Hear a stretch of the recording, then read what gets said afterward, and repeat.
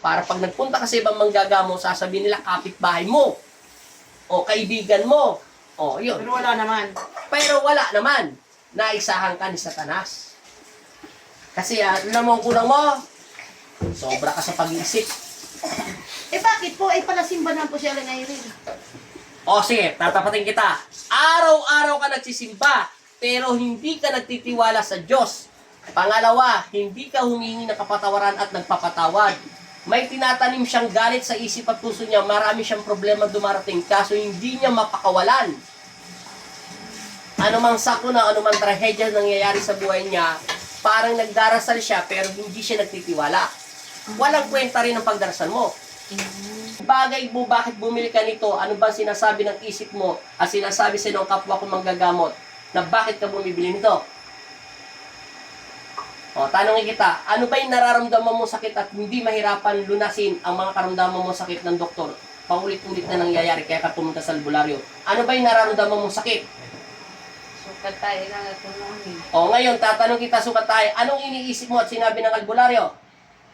Yun, may sumpa daw ako. Sinong sumusumpa sa'yo? Yung kalululuhan pa daw. Nino? Sa akin. O, ba't ka naman nagsusumpa ng kalululuhan mo? O, yun, doon ka nag-iisip. Oo nga, kung lolo mo yun, mahal ka nun, ba't ka isusumpa? Alam mo, baka sabi-sabi niya lang naniwala ka agad. Yun ang mahirap sa'yo, hindi ka naniniwala sa Diyos.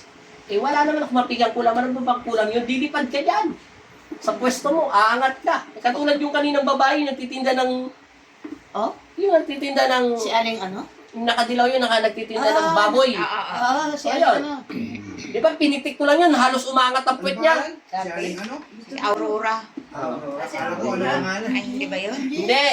Dayo yun dito sa inyo. Taga-Kalamba yun. Ah, yung taga-Kalamba, oo. Yung nakadilaw na Kaninang umaga. Oh, yun. Yun ang kinukulam. Pinitik ko lang siya, halos namimilipit siya sa sakit.